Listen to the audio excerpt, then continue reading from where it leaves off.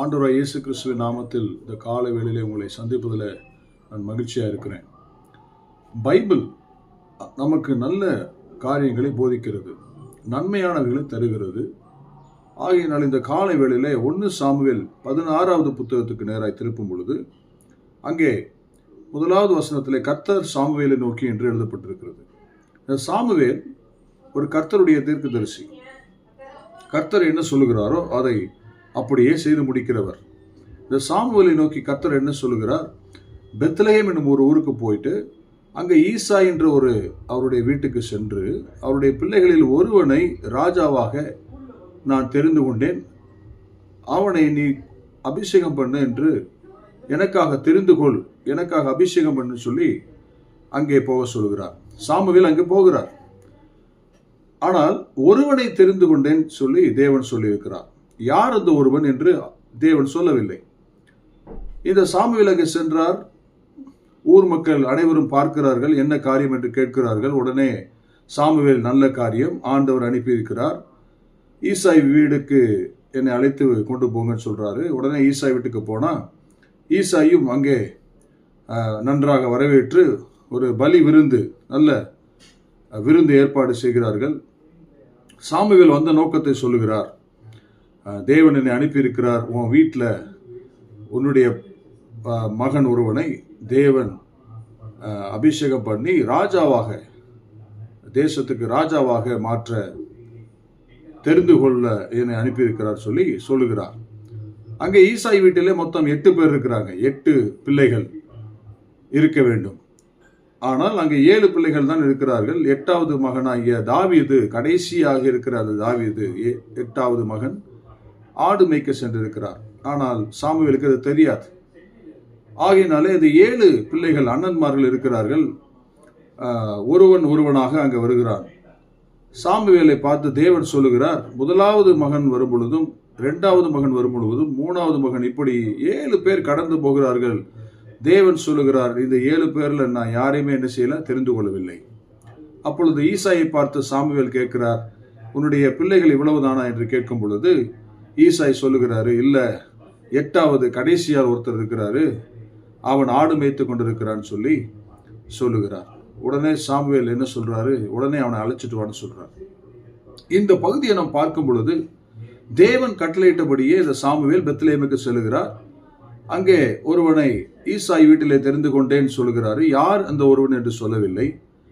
அதன் பின்பதாக பார்க்கும் பொழுது ஈசாய் வீட்டிலே நடக்கிற சம்பவத்தை நான் சொன்னேன்.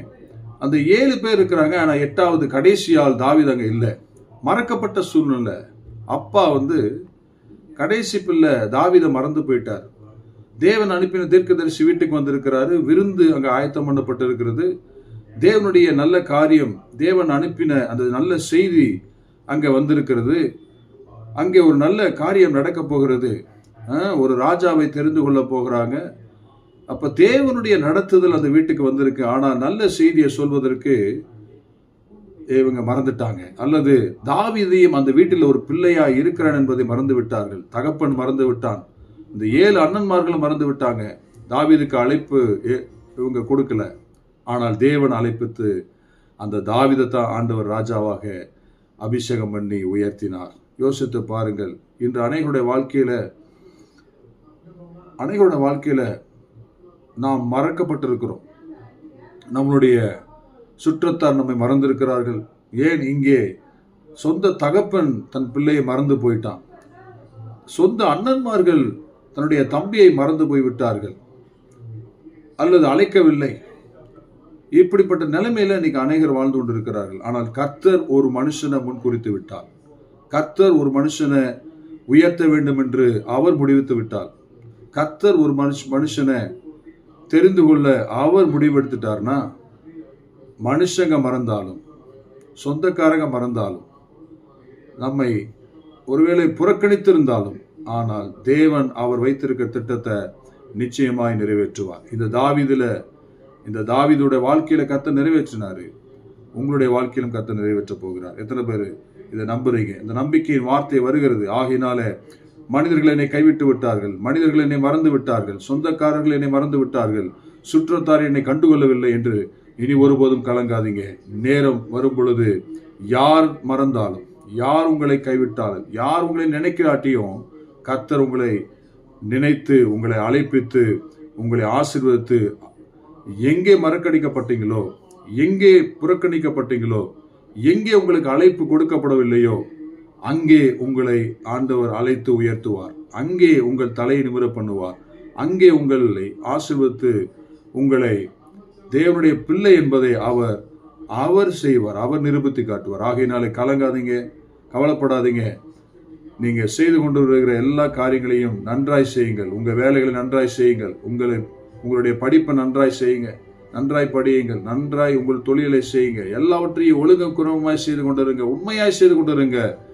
ஆகையினாலே கர்த்தர் உங்களை நினைத்திருக்கிறார். அவர் உங்களை அழைப்பார். அவர் உங்களை உயர்த்துவார். புறக்கணிக்கப்பட்ட இடத்துல, தள்ளப்பட்ட இடத்துல, மறக்கடிக்கப்பட்ட இடத்துல கர்த்தர் உங்களை உயர்த்துவார். இயேசுவின் நாமத்தில் இந்த வார்த்தையை சொல்லி உங்களை ஆசீர்வதிக்கிறேன். ஆமென்.